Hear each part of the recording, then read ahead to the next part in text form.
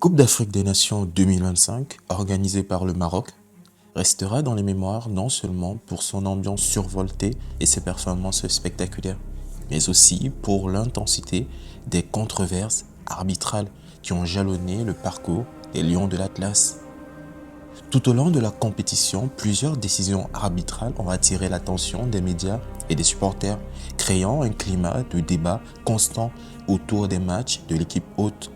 Des arbitrages jugés douteux contre certaines équipes adverses jusqu'aux scènes chaotiques de la finale face au Sénégal.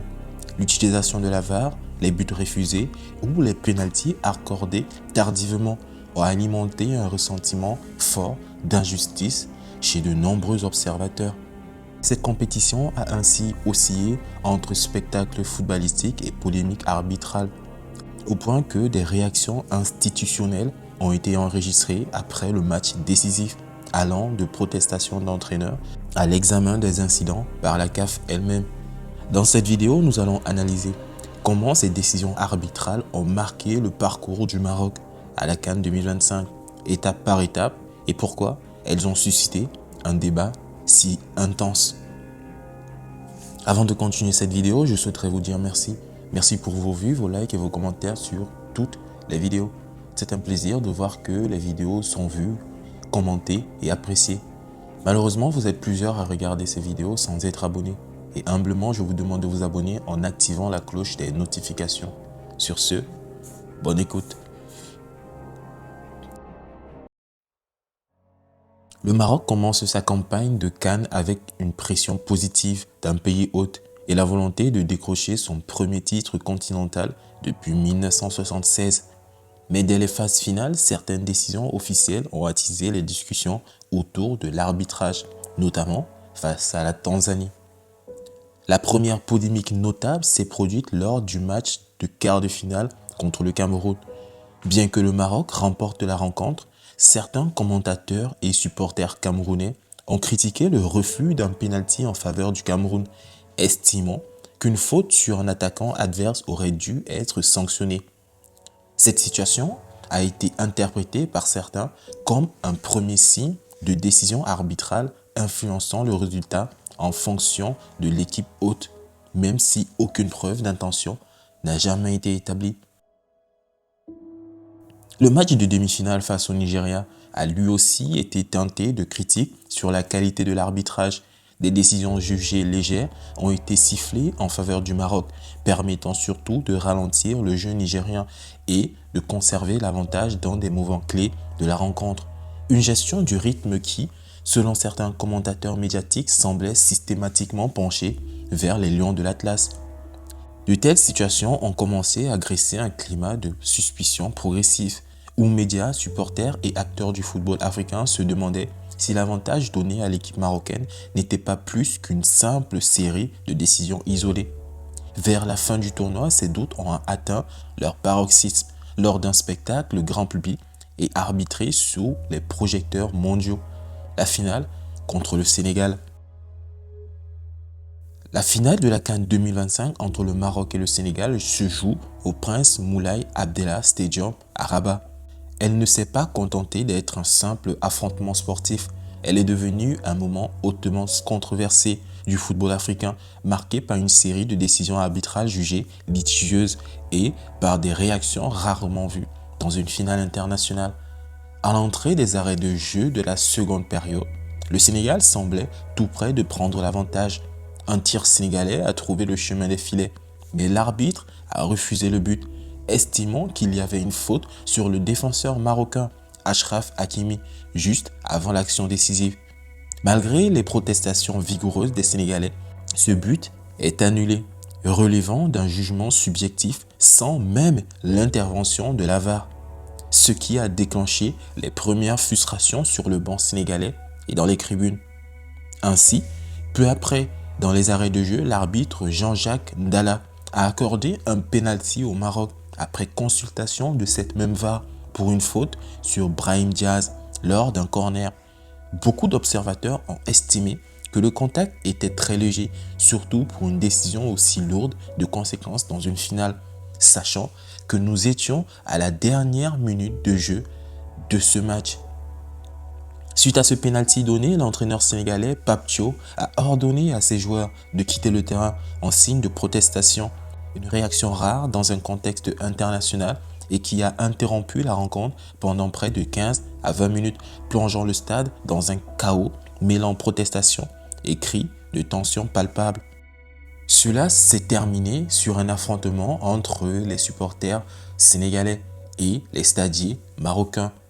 Notons que, à la fin de cet affrontement, il a été donné qu'un supporter sénégalais a trouvé la mort à la suite de tout cela. Après une longue pause, le match a repris. Brahim Diaz a tiré le penalty. Une tentative audacieuse, mais ratée, facilement arrêtée par le gardien sénégalais Edouard Mendy avant que la rencontre ne se prolonge. Dans la prolongation, le Sénégal a finalement marqué par Pape Gueye, scellant la victoire 1-0 et remportant ainsi la CAN pour la deuxième fois de son histoire. L'ensemble de ces séquences, buts refusés, pénalty accordés, retrait des joueurs du terrain, a suscité des réactions très vives. La Confédération africaine de football, la CAF, a condamné les comportements inacceptables pendant la finale et a ouvert un examen disciplinaire sur les incidents, tandis que la FIFA, à travers son président Gianni Infantino, a qualifié de inacceptable certaines conduites observées lors de ces moments dramatiques. Après une telle finale, l'impact n'est pas limité à l'issue sportive. Les événements ont alimenté les débats intenses à l'échelle continentale et internationale. Le sélectionneur marocain Walid Regragui a qualifié la situation de mésaventure honteuse pour le football africain, tout en défendant son équipe et en critiquant la manière dont la suspension du jeu avait influencé le rythme et la mentalité des joueurs pendant l'épisode du penalty. De nombreux observateurs internationaux ont commenté l'arbitrage de la finale, certains soulignant que l'annulation du but sénégalais aurait probablement mérité un examen de la VAR plus approfondi, ce qui aurait pu changer le cours du match même avant l'épisode du penalty. La CAF a confirmé qu'elle passerait en revue les images et interviendrait auprès des instances compétentes pour sanctionner les comportements inappropriés, y compris la sortie de terrain des Sénégalais et les altercations dans les tribunes. Sur le plan institutionnel, la FIFA a aussi insisté sur le respect des décisions arbitrales et rappelé que quitter le terrain en protestation ou adopter des comportements jugés inacceptables pouvait entraîner des sanctions disciplinaires. Les scènes de la finale ont été largement commentées dans les médias africains et internationaux, certains titres allant jusqu'à évoquer une honte ou une nuit sombre pour le football africain, en raison de l'interruption et de la confusion autour des décisions arbitrales. Les supporters des deux camps ont exprimé des réactions passionnées, alors que certains estiment que le pénalty accordé au Maroc était correct. D'autres soulignent que les erreurs d'arbitrage ont érodé la confiance dans l'équité compétitive du tournoi. Cette diversité d'interprétations montre à quel point ces décisions ont été polémiques et émotionnellement chargées. Pris individuellement, chaque épisode arbitral du parcours marocain peut toujours trouver une justification technique, une interprétation stricte d'un contexte, un hors-jeu jugé actif, un penalty accordé après visionnage de la VAR, ou encore un temps additionnel conforme au règlement. Mais c'est l'accumulation de ces décisions presque toutes favorables au pays hôte dans des moments clés qui a fini par nourrir un profond malaise au fil de la compétition. Dès la phase de groupe, plusieurs rencontres du Maroc ont été marquées par des décisions discutées, souvent dans des dernières minutes.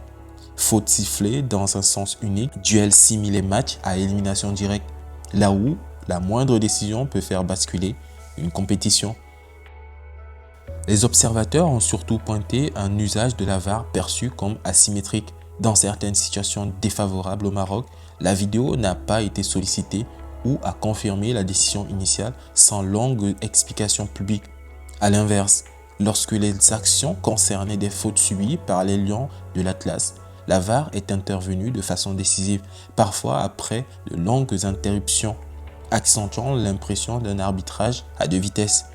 Cette différence de traitement, même si le contexte du tournoi a amplifié ce ressenti, joué à domicile devant un public majoritairement acquis à la cause marocaine, dans des stades acquis à l'ambiance locale, place naturellement une pression énorme sur les arbitres. Plusieurs anciens arbitres internationaux et consultants ont rappelé que l'arbitrage d'un pays hôte est l'un des exercices les plus difficiles au monde, car chaque décision contre l'équipe locale déclenche une réaction immédiate du public, des bancs et parfois même des officiels. A l'inverse, une décision favorable passe souvent plus facilement. Au fil des matchs, ce climat a généré une frustration croissante chez les adversaires du Maroc. Certains staffs ont publiquement évoqué un sentiment d'injustice, d'autres ont préféré parler d'arbitrage sous pression, une formule diplomatique mais lourde de sens. Cette frustration a parfois influencé le jeu lui-même, nervosité accrue, contestation répétée, carton évitable et une perte de lucidité qui a paradoxalement encore plus servi l'équipe marocaine. Ce qui ressort finalement de l'ensemble du tournoi, ce n'est pas une erreur isolée ou un scandale unique, mais une répétition de situations litigieuses toujours orientées dans la même direction, créant un récit collectif, celui d'une CAN où le Maroc n'a pas seulement gagné des matchs sur le terrain, mais aussi bénéficié d'un contexte arbitral extrêmement favorable, volontairement ou non. La Coupe d'Afrique des Nations 2025 restera dans les mémoires comme un tournoi spectaculaire qui a vu le sacre du Sénégal, intense, riche en émotions, mais aussi comme une compétition profondément marquée par la controverse. Le parcours du Maroc, solide sportivement, s'est retrouvé entouré d'un nuage de soupçons qui dépasse largement le cadre d'un simple débat de supporters. Car le vrai problème n'est pas de savoir si chaque décision arbitrale était techniquement juste ou non. Le véritable enjeu, c'est la perte de confiance. Quand trop d'actions litigieuses penchent toujours d'un même côté, quand la VAR semble intervenir sélectivement, quand les adversaires ressortent des matchs avec le sentiment de ne pas avoir été jugés à armes égales, alors c'est toute la crédibilité de la compétition qui vacille. La CAN est le plus grand événement du football africain. Elle représente l'orgueil d'un continent, son talent, sa passion. Mais sans un arbitrage perçu comme étant irréprochable, aucune victoire, aussi méritée soit-elle sur le plan sportif, ne peut être pleinement célébrée. La CAN 2025 pose donc une grande question fondamentale à la CAF. Comment garantir une équité totale lorsque le pays hôte est aussi candidat au sacre final? Tant que cette question restera sans réponse claire, le doute continuera de planer. Et dans le football, le doute est parfois plus destructeur qu'une simple défaite. Ce fut un plaisir de vous faire cette vidéo rétrospective sur la Coupe d'Afrique des Nations 2025 qui a vu le sacre du Sénégal à l'issue d'un match à forte tension. J'espère que vous l'avez apprécié et dites-moi en commentaire pour vous quel a été votre ressenti face à cette compétition. Ce sera avec plaisir que je débattrai avec vous dans l'espace commentaire. Sur ce, je vous dis prenez soin de vous et peace la famille.